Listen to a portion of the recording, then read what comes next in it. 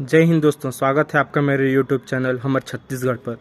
पृथ्वी हमारी नहीं, हम पृथ्वी के हैं, यह बात सिर्फ कहने में अच्छी लगती है। चलिए आपको इस कहानी को पूरे विस्तार से समझाता हूँ। आखिर मैंने क्यों लिखा पृथ्वी हमारी नहीं, हम पृथ्वी के हैं।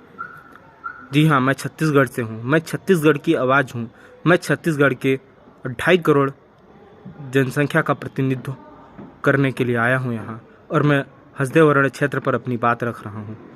दोस्तों, अब जानते हो कि छत्तीसगढ़ राज्य की स्थापना 1 नवंबर 2000 को अलग राज्य के रूप में हुई थी। मध्य प्रदेश से हमारा छत्तीसगढ़ अलग हुआ था। वन संपदाओं से परिपूर्ण जनजातियों के लिए एक अन्य राज्य छत्तीसगढ़ की स्थापना की गई थी। हसदेव अरण्य क्षेत्र चर्चा में है, आपने इसका नाम जरूर सुना होगा।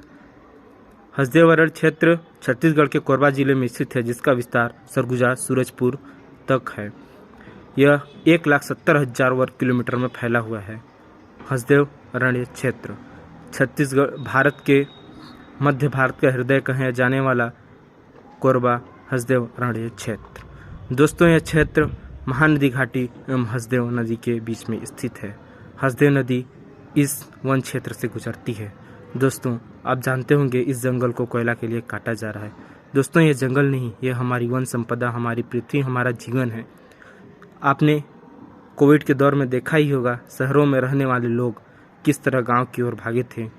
ऑक्सीजन की कमी पड़ गई थी अस्पतालों में। यहाँ 1,70,000 वर्ग किलोमीटर में फैला हसदेव अरण्य क्षेत्र अपनी शुद्ध हवा, वनस्पति, फल फूल उत्पाद के लिए जाना जाता है। दोस्तों, चलिए इस जंगल के बारे में आपको बताता हूँ। दोस्तों, हसदेव अरण्य क्षेत्र 1,879 करोड़ किलोमीटर क्षेत्र में फैला हुआ है। इसमें 23 कोयला ब्लॉक हैं। इसमें से हसदेव अरण्य क्षेत्र एक कोयला क्षेत्र है। आपको इतना तो पता ही होगा।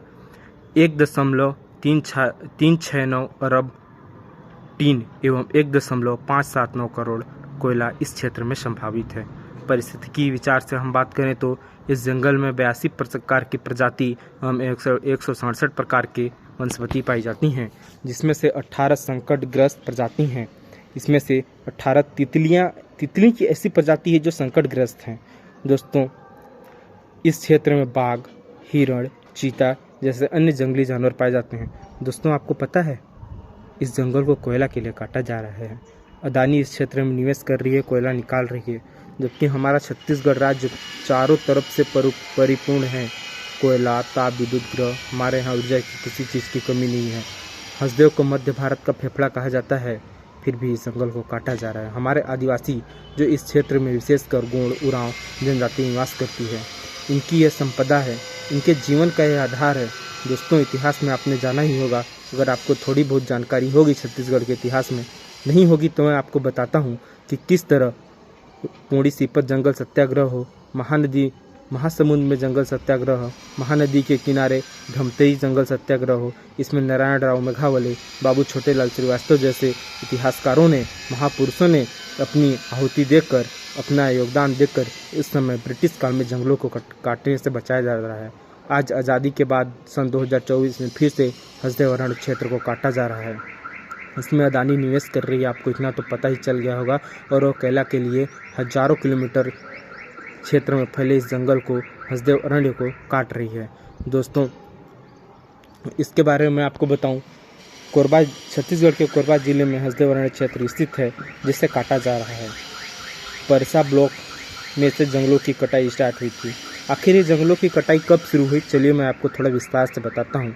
जंगल की कटाई आज से लगभग 1 वर्ष पूर्व, जब कांग्रेस की सरकार थी, तब यह जंगल कटने का प्रस्ताव आया और जंगल कटना स्टार्ट हुआ। हमारे आदिवासी भाइयों ने इसका जमकर विरोध किया।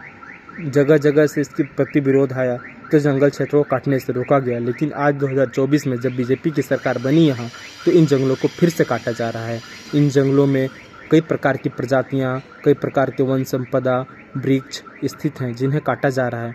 दोस्तों, इस जंगल से अभी आपने हाल ही में अगर सुना होगा तो कई हाथियों का समूह इस जंगल से बाहर आया है, और सरकार तो यह भी कर रही है कि इन जंगलों में मधुमक्खियों का पालन कर रही है, ताकि जंगली हाथी उस क्षेत्र से बाहर निकलें। आप मुझे बताइए कि यह जाति, यह हाथी कहाँ जाएंगी, यह प्रजातियाँ कहाँ जाएगी? आप क्या करेंगे जंगल को काटकर? बिना जंगल ज़मीन के जीवन का अस्तित्व नहीं है। आपने कोविड के दौर में देखा होगा, शहरों से भागते हुए लोग कैसे गाँवों की ओर आए थे, और जिस तरह कोविड में ऑक्सीजन की कमी पड़ी, उसके बाद भी हमने कोई सबक नहीं सीखा और आज भी जंगलों को काटा जा रहा है। मैं बस इतना कहूँगा कि अगर आप छत्तीसगढ़ के हैं, छत्तीसगढ़ से बाहर हैं, आपको भी ऑक्सीजन की ज़रूरत होगी, आपको भी वायु की ज़रूरत होगी। और अगर आप चाहते हैं हमारा जीवन बचा रहे, मनुष्य जाति इस धरती पर रहे, तो हमें जंगलों को बचाना होगा। आइए हम सब मिलकर हसदेव अरण्य क्षेत्र को कटने से रोकते हैं और इसके प्रति अपना विरोध समर्पित करते हैं। इसीलिए मैंने लिखा है, बहती हुई नादानियाँ अब समझने का प्रयास करते हैं, बहती हुई नादानियाँ अब समझने का प्रयास करते हैं। जो दिया प्रकृति ने हमें, अब उसका धन्यवाद करते हैं और यह हमारा कर्तव्य बनता है कि हम हसदेव अरण्य क्षेत्र को काटने से बचाते हैं। जय हिंद, जय भारत। मैं छत्तीसगढ़ से और आप सभी से उम्मीद करता हूं कि आप इस वीडियो को शेयर करेंगे और इस वीडियो को सरकार तक पहुंचाएंगे ताकि जंगलों को कटने से रोका जा सके। जय हिंद।